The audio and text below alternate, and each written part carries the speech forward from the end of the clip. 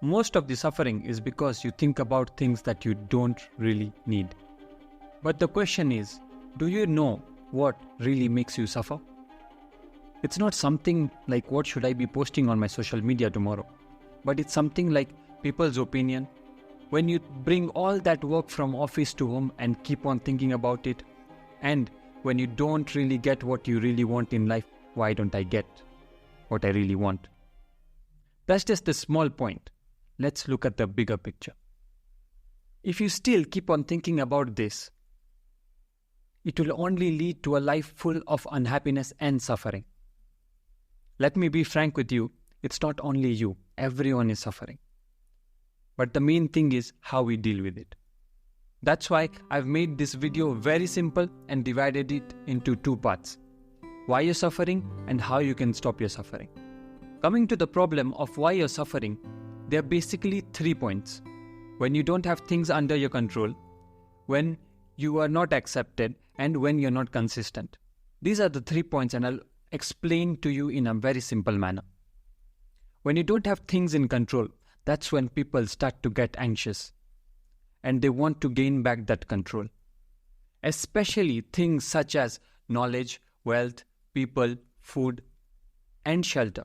Let's take an example of wealth. You would like people to see you in a different manner, and that's when you have wealth. It gives a certain kind of impression of you to other people that you have fame, you have success, and you have money. But when you don't have that with you, you feel that you're powerless. And people don't look at you the way you want. Similarly, there is something else such as fortune telling. When people come and tell you, you're so lucky to have this. You're so unlucky that you don't have this. You always expect things to predict things that I wish I can know what's going to come ahead. So these are some kind of things that you want to have in control, and when you don't have it, you tend to think about it and you suffer. Coming to acceptance and connection with people, no matter how we think of it, it's going to affect us the most. It's impossible to stay without human interaction because our biological brain has been programmed that way. That together we stand strong. Even evolution has taught us the same thing. That the greater the number on your side, the stronger you stand. But times have changed right now. We're not in the Stone Age where you have to fight for your life on a daily basis. And you don't need to stay in a group to have a better chance of survival. But now you can stay with people who you like, who you call friends, who are trustworthy. And you can someday even call them family. Well, we want to feel attractive and we also want to feel seductive. We all want that connection to reproduce. Well, that's again our old mindset overpowering what we should really feel. So this is why when you're alone, you think that you don't fit in this society and there is something wrong with you. So you keep on thinking and you suffer. When you're not consistent, when you want everything to run as smooth as butter, nothing coming into your life unexpected, you should be able to predict what's going to happen and how things are going to be. But sadly, I wish that was possible.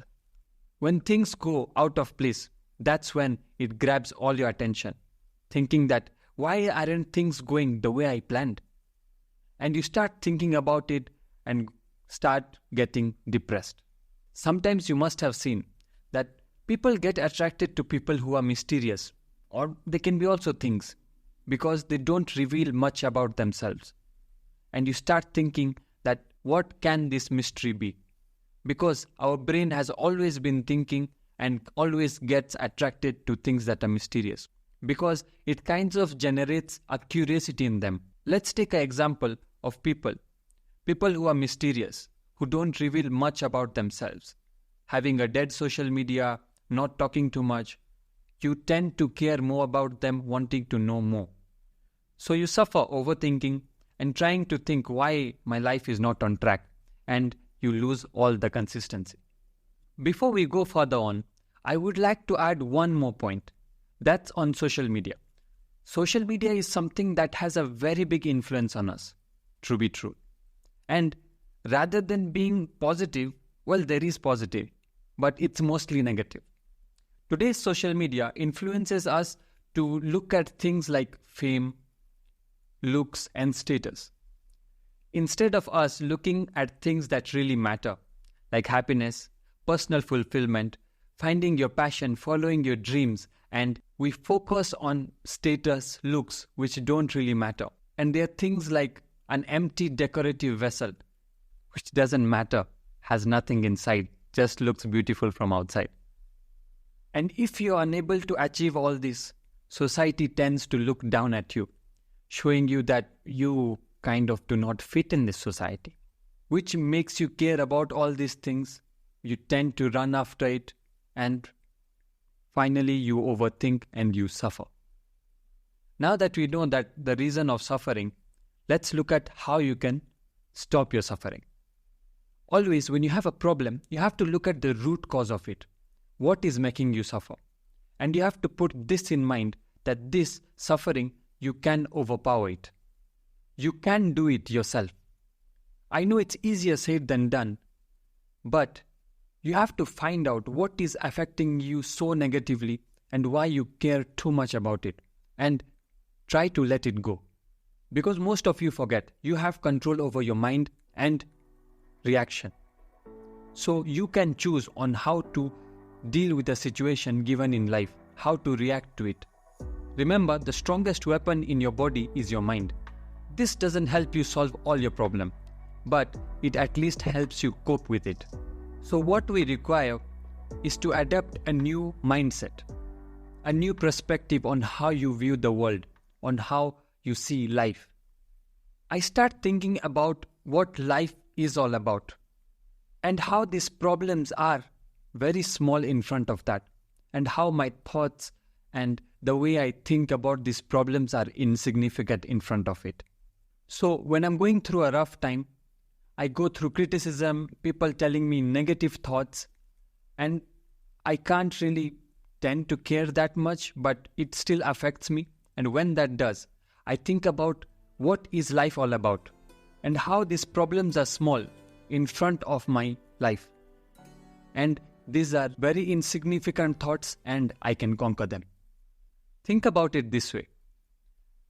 In this world, you are a single person in a single country, in a single continent, in a single planet, in a single galaxy, and in between trillion galaxies.